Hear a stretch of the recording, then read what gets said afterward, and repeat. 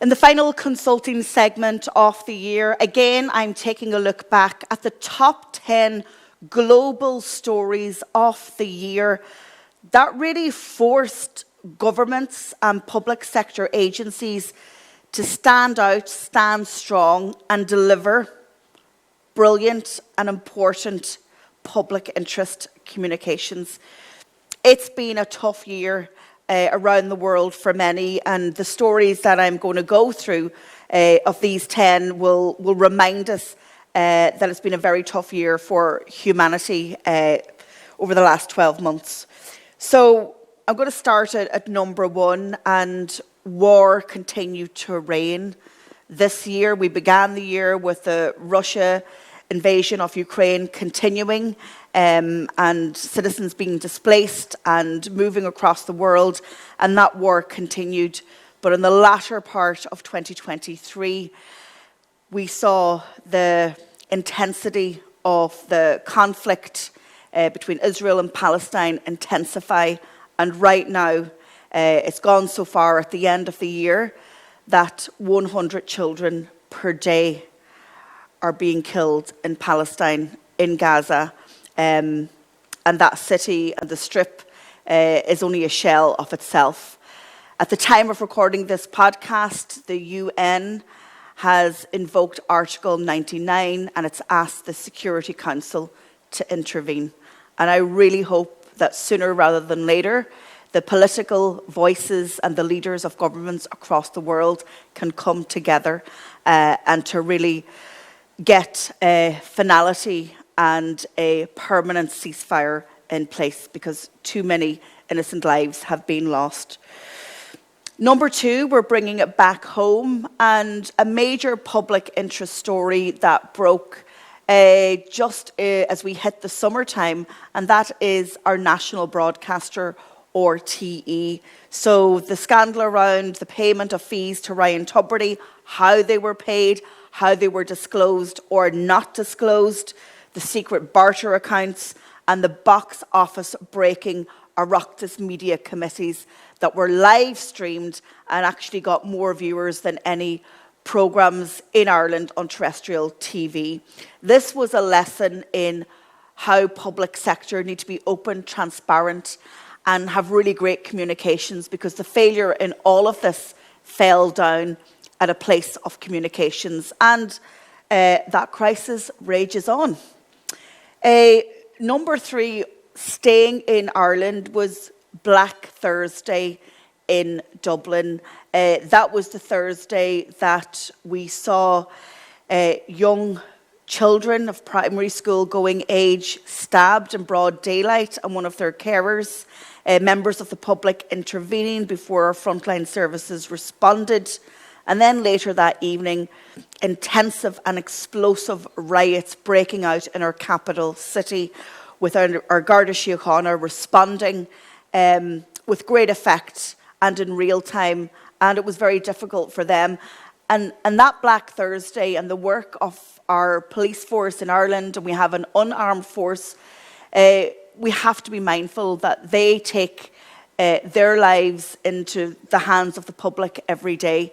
But that was a dark day for Ireland. And again, on radio columns to date, all I hear is, the sentiment of the far right is a failure of communications and government communications. And I think there's a lot of lessons to be learned. Coming in at number 4, a global issue, the cost of living crisis replaced the COVID crisis. And this is hitting everyone, and people are really, really feeling it. And it is really affecting individuals and their mental health. And we know that central banks in countries, and then the European Central Bank, are trying to manage inflation, but they're increasing interest rates and the price of everything is going up. So that's been a real challenge for people this year. Coming in at number 5 is our climate emergency. And we saw parts of Europe burn this year. Australia, the United States, Canada. I remember the pictures from Greece at the height of the summer. We have biodiversity, we have, animals, and we have human life. And these pictures and these incidences of natural disasters, their occurrences are increasing, and we haven't heeded the warnings. Is it too late? It's too late for the people who've lost their lives, lost their homes, lost their businesses. But really, again, another big story. And I think the climate emergency is going to be a big story every year. Coming in at number 6 then, all eyes turn to AI. We reached the first birthday of OpenAI, also known as ChatGPT. They had a conference about a month ago, and they announced that ChatGPT, or OpenAI, was going to be open to developers of apps. So it really became mainstream this year. And for all its benefits, and you know I'm pro-technology, there's also a side of me that worries about how AI is going to be misused. And again, we need our government, our legislators and our policymakers to keep a close eye on this and to be astute when this technology is coming into our everyday lives, because there are always bad actors who will use it for nefarious reasons. Okay, number 7, Twitter turned to X as Elon fired thousands of staff and the algorithm just got messed up. I was a huge Twitter fan. I'm not so much of an ex-Twitter fan now. My prediction is that eventually X will be bought over, but I don't think it's going to go anywhere fast. But it's had a pretty hectic year. And as we reach the end of the year, we see major advertisers pulling their advertising budget.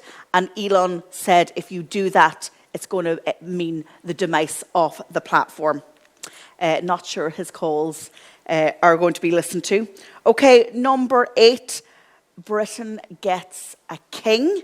And the prince goes public, Prince Harry, on his autobiography.